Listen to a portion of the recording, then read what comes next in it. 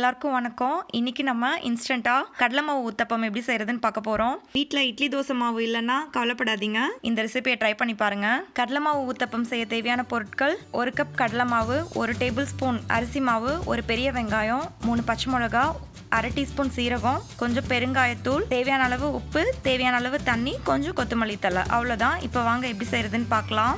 ஒரு பாத்திரத்தில் கடலை மாவு, அரிசி மாவு போட்டு நல்லா கலந்துக்கலாம்.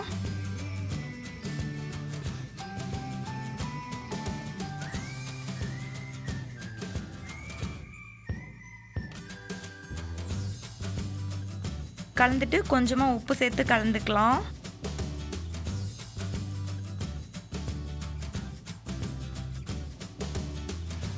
இப்போ தேவையான அளவு தண்ணி ஊற்றி நல்லா கட்டி இல்லாமல் ஒரே மாதிரி நல்லா கலந்து விட்டுக்கலாம்.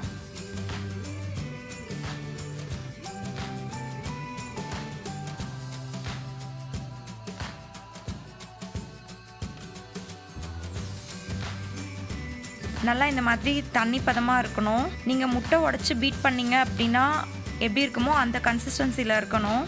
இப்போ இன்னும் கொஞ்சம் கூட தண்ணியை ஆட் பண்ணிக்கலாம். ஆட் பண்ணி நல்லா கலந்து விட்டுக்கலாம். இப்போ இந்த மாதிரி நல்லா மிக்ஸ் பண்ணிவிட்டு கொஞ்சம் பெருங்காயத்தூள் ஆட் பண்ணிக்கலாம்.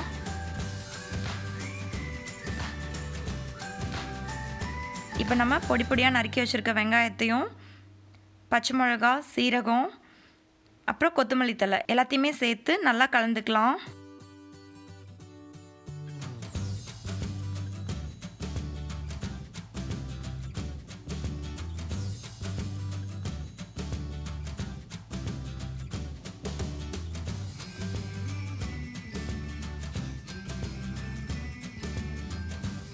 இப்போ மாவு இந்த மாதிரி இருக்கணும்.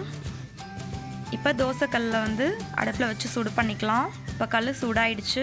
இதில் மாவு ஊற்றி நல்லா ஸ்ப்ரெட் பண்ணிக்கலாம்.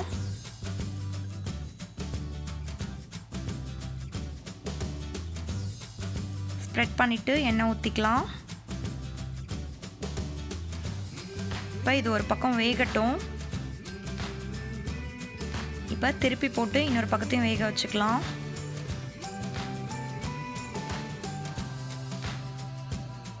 இப்போ இது வெந்துருச்சு.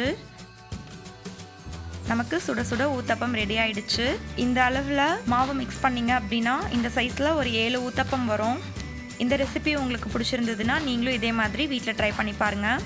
இந்த வீடியோ உங்களுக்கு பிடிச்சிருந்ததுன்னா லைக் பண்ணுங்க, ஷேர் பண்ணுங்க, மறக்காம சப்ஸ்கிரைப் பண்ணுங்க. Thank you. Bye.